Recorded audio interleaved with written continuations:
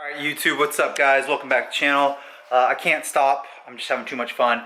We're going to start doing the turbo install. Oh man, we still got those dirty hands. What we're going to be doing is the turbo install. So first things first, on the Toyota MR2 Spyder, what we're doing is I'm doing the double nut method right here, which is a 14mm threading together. That's thread on these studs. These studs are pretty cool. They're from MWR. They're nice chrome. They look better. I think I only have 4, and I think the reason I only have 4 is because on the turbo, I think it's really difficult to reach one of those. I can't remember why I only have 4. I might have a 5th one. I'll look for it, but I do have this bolt that I went with for it. And then I do have these bolts or nuts that we're going to put on. So let's go ahead and torque all those down. I did get a new OEM gasket, so we shouldn't have any leaks. Looks nice. From MWR, I think it's $20, $15, $20. That transmission looks so good, by the way. So let's go ahead and tighten all those. So that's the first thing I'm doing today. Ta-da! Video's over. Just kidding. That was pretty easy. So got the turbo manifold on there. Already had it connected to the turbo. And then I already had it connected to the MR2 Spyder downpipe. It's pretty cool. Boy, I like that. I really like that I coated this in high temp paint. I did touch it a bunch, but it doesn't matter, it'll all bake off anyway. So the next thing we need to do is start working on the lines. So let's do the oil feed line and the oil drain line. Actually, those look easier, so let's do the coolant fill and drain, the coolant line first. This is a oiled and liquid, which aka is coolant, cooled turbo. So the turbokits.com does come with this one. I forgot a long time ago, probably like 4 years ago, I bought the black braided line for the coolant to delete that. So we're gonna actually run that today. So let's go ahead and undo this with the 8mm. My camera latch keeps on getting hooked.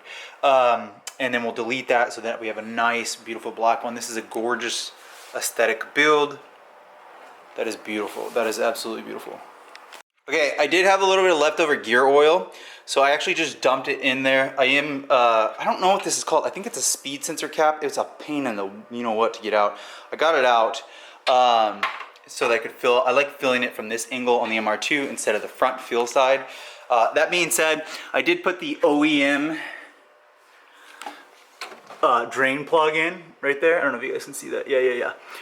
And then now what I'm going to do is spin the wheels a little bit and kind of just let that oil kind of clean it out. Just make sure that there's nothing against there. And then we'll go ahead and put the expensive MT90 and synchro mesh right here. Synchro mesh and MT90, we'll put that in there. But we're kind of just doing a rinse, just getting all the, because I don't know what was in there. I don't know how long this transmission has sat, if there's cobwebs or whatnot or rocks.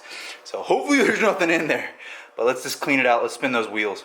All right, you know that I did go all out when I actually got an aftermarket drain plug for the transmission with a little metal thing on there. How funny is that? I saw it on MWR. I was like, yeah, might as well get one. Of course it's red. That's fun. There's the original one. We drained out that extra little kind of, not really transmission flush, but sorta. Point being is that if there was any junk left out there, I'm gonna let this drain.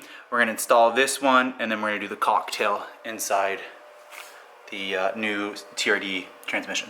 Okay, so for daily use, they recommend just Valvoline synchro mesh. So my car's an alcoholic. It likes cocktails. Anyways, so you just do, I think it's like 2.5 of these. I can't remember, but you need 3 of these. 2 something, I'll have to read online. Just get to the point where that part's filled up on the back of there. I think it's 2.4 quarts or 2.2 quarts. It's just over 2.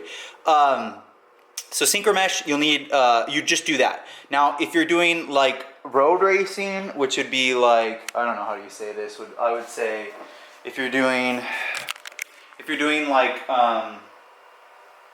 autocross, you might do 2 of those and 1 of these, a little bit of that. And then if it's force induction, they want you to do 2 of these and 1 of those. And then if you're just like pure race car force induction, and you're not using it for daily at all, no synchro mesh, just the MT90. That's kind of how they do it. So I'm doing a little bit more on the race side. I don't know if that's the best idea. I do recommend, if you haven't done it, just do pure synchro mesh. If you've never done it, it's pretty good shift. Once this MT90 warms up, there's no faster shifting in it. Like the gears are like butter. But I've noticed that if it's cold, like on cold startups, it won't always want to go into first or second. It's like notchy. So the synchro mesh makes it a little bit nicer. So we're doing a little bit more on the aggressive side. I like the 2 synchro mesh, 1 MT90, but whatever. This is what I ordered. So let's go for the 2. Let's go put them in now. Okay, oils have been added, 2.5. So I did 1, 2, and 0.5, half of that. So that's the cocktail that we did. And it's right at that brim right there. You can actually see it in there. So it's perfect, it's happy. We're all good. Let's go ahead and put that lid back, or the cap back on. All right, we've actually done really well. So now we have transmission fluid. We need to go buy some oil and a new oil filter. Unfortunately, I'm not gonna be able to get an OEM Toyota one, so I might go with a K&N. We'll probably do 5W Castrol, 5W30 in here. And then I need to hook up the exhaust, the crash bar. Once I have all that done, we'll route the vacuum system, which will do that. And then we'll install the battery and the charge pipes, and we'll go for a first start. That'll probably be right next video. So let me go ahead and run to the store real quick and get the coolant and the oil. Okay, so the drain line and the feed line on the turbo are all complete, so there should be no leaks. On the oil side, there was nowhere else that was leaking oil. Therefore, we should be able to install, I'm doing a mobile one. I wanted a K&N or an OEM one, and then I'm doing the 5W30 Advanced full synthetic from Castrol. I do like this oil. It is affordable if you shop around. I just noticed that one of the stores I went to, this was $49 or $50. Oh my gosh, it's crazy. I paid $25 for this, so wow, everything's super expensive. Okay, so let's go ahead and put this in here, but before we do that, let's change the oil filter. We've officially added the 5W30 Castrol into the 2ZZ. It has oil in it. The transmission has gear oil. The only thing we're missing now is coolant.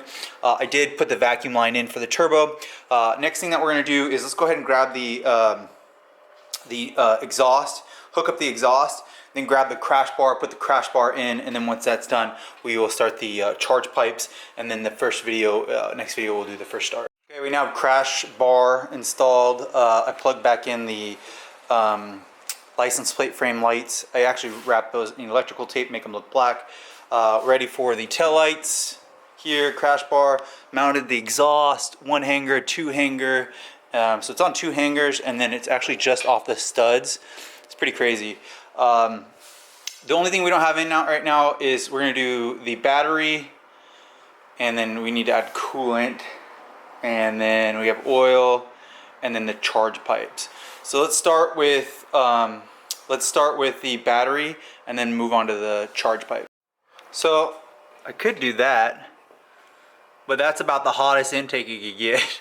I'll run the pipe up and over. It doesn't see this right here on my 2ZZ, that little marking. It's because it's vibrating against that, because the turbokits.com is for the 1ZZ, the 2ZZ with the sprockets in here are bigger. I mean, I could do that. That's what the CELICA is going to look like, by the way, but it is what it is. Let me pull that back off. All right, guys, the complete turbo kit is installed. It is ready to be started. I do need to add coolant, so I am going to add coolant right now, and then I'm going to wrap up this video. And then the next video, we're going to do first start, and I might drive too, do a first drive on that video. But this is how you install the full turbo kit. It looks awesome. So we're going to do a first start here in the next video. Everything should fire up. But yeah, there we go. Turbo kit's fully installed, ready to go again. This is looking good. I like it. I didn't powder coat these. I didn't get these wrinkle coated. I might do that later. We'll see. But that's currently how the turbo is on the turbokits.com with the black label. It does look aesthetic. I really do like that, what I did with the exhaust. It'll burn off all the little oil and handprints that I have on there. But I'm gonna add some coolant here. Wrap up this video. Turbo kit's fully installed. All the oils and all the oils, and then the coolant's going to be in. So transmission fluid in, the engine oil is in, I can't talk. Oil filter is in. All I need to do is put coolant in it, burp the system, and put wheels on and go for a drive. Let's do it. Let's do it. So come back for the next video. First start. See you guys then.